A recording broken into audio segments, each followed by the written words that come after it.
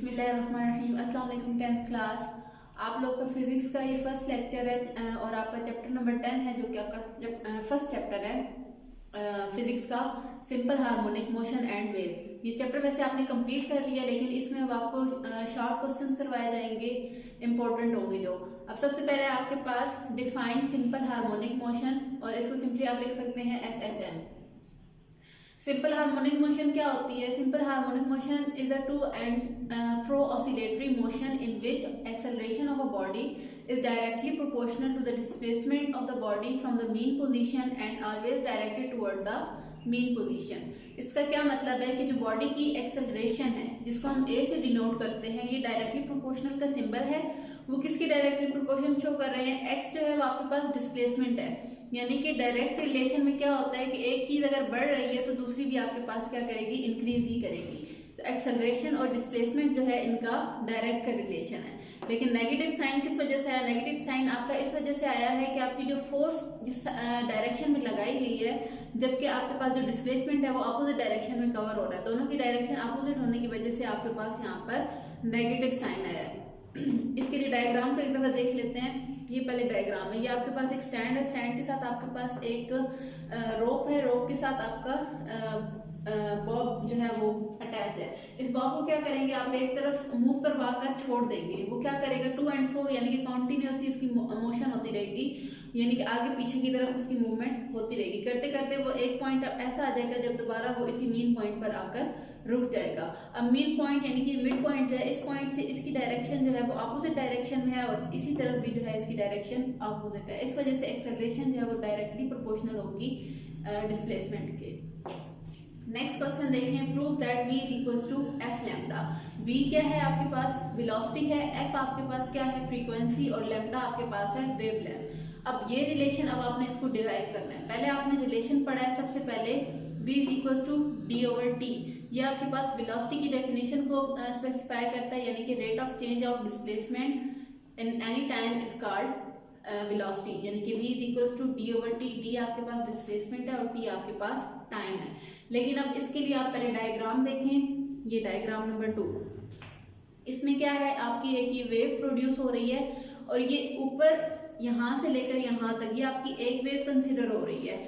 इसको हम कहेंगे कि ये है आपके पास वेव लेंथ, और ये जितने टाइम में कवर होगी इसको हम कहेंगे ये टाइम पीरियड है इस वेव के कंप्लीट होने के लिए। तो यहाँ पर जो इस इक्वेशन में d है, d की जगह आप लैम्डा यूज कर लेंगे क्योंकि आपके पास पूरी वेव लेंथ थी, और स्मॉल t की जगह आपका रिप्लेस हो जाएगा कैपिटल T, क्योंकि वो पूरा टाइम पीरियड आपका कैलकुलेट होगा। यहाँ पर आ जाइए, देखें v is equals to lambda over capital T।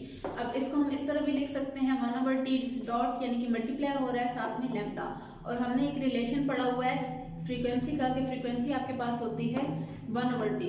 तो 1/t अब यहाँ पर है तो इसकी जगह आप पुट कर सकते हैं f। तो v is equals to f lambda. ये आपका रिलेशन प्रूव हो गया।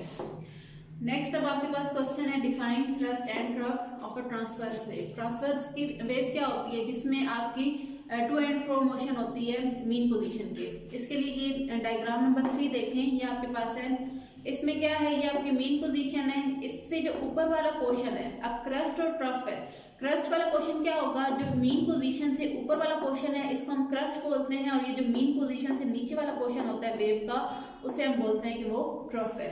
ये एक दफा रीड कर लेते हैं। It is the highest point of a particle of the medium from the mean position. Highest point ये देखिए, ये पॉइंट है, ठीक है। इस पॉइंट को हम क्या बोलेंगे? ये क्या है? ट्रांसवर्स वेव का क्रस्ट है।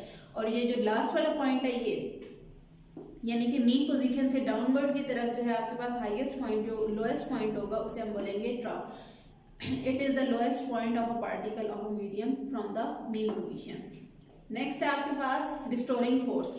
Restoring force always pushes or pulls the object performing oscillatory motion towards the mean position।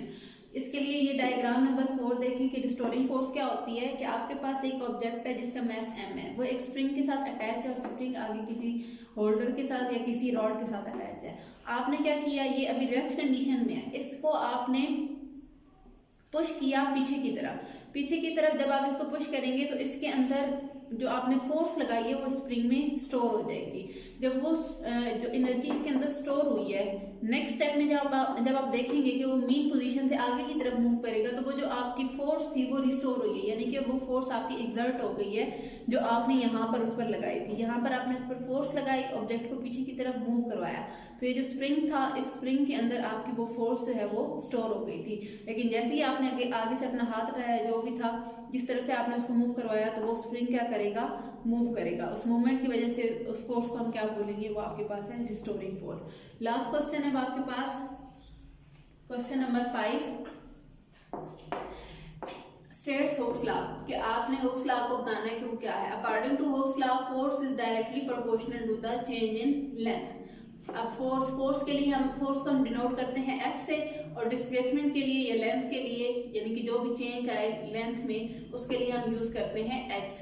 और ये सिंबल आपको बताया कि डायरेक्ट रिलेशन है, यानी कि जैसे जैसे फोर्स ज़्यादा होगी वैसे वैसे बॉडी जो है वो ज़्यादा डिस्प्लेसमेंट या ज़्यादा लेंथ जो है वो कवर करेगी। अब प्रोपोर्शनैलिटी को साइन को जब हम हटाएंगे तो यहाँ पर आपके पास आ जाएगा इक्वल का साइन, और यहाँ पर आपके पास आएगा के जो है वो आपके पास है कांस्टेंट, ठीक है, जो कि प्रोपोर्शनैलिटी के साइन को हटाने के बाद यहाँ पर आया है।